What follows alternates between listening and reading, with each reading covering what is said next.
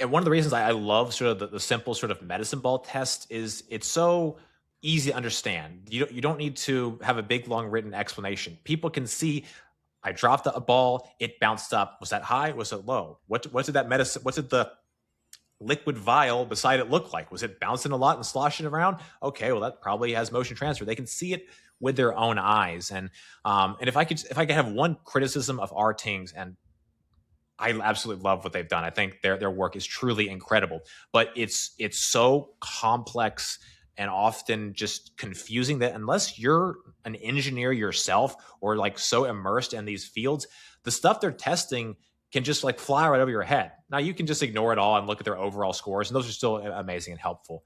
But when I said about developing our test for Nap Lab, I didn't want it to be so complicated that you needed to be an engineer to understand. I wanted the test to be sort of visually understandable to anybody. Anybody can see a medicine ball drop and know what that means in terms of height and bounce. So they can see how deep that's sinking in and know that that number is more or less than the average, and that's better or worse depending on what their needs. So I think bringing that level of just like an intuitive understanding when you're testing and reviewing products, I think is really important.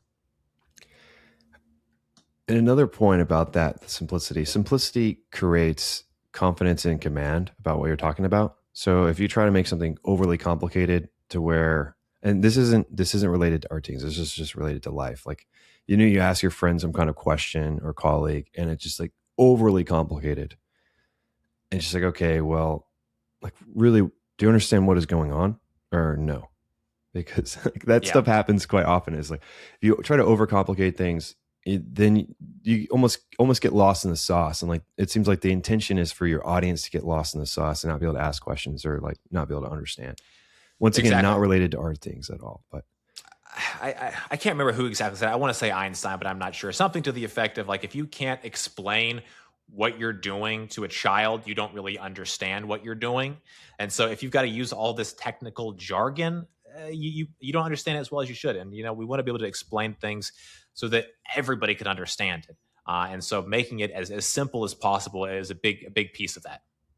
no, for sure, for sure.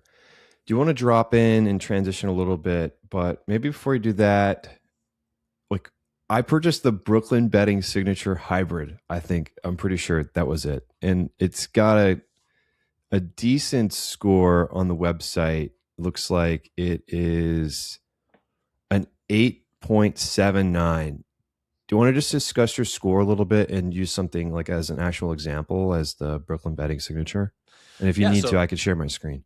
yeah, 8.79 for that mattress, that price point is fantastic. And so our scores range from 0 to 10, but I think our bottom score is like a 6.0. That's the worst bet I've ever tested. And our top score is something like a 9.79.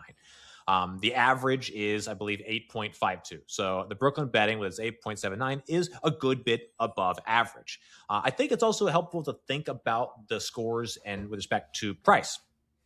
Brooklyn betting is $1,000 for a queen with an 8.79. I want to say it's like top three or top four based on its pricing tier. So there's only one or two mattresses or three mattresses ahead of it. And one of them is another Brooklyn betting mattress. And I think the other is like a Glacier Original and the other is a Boring Hybrid.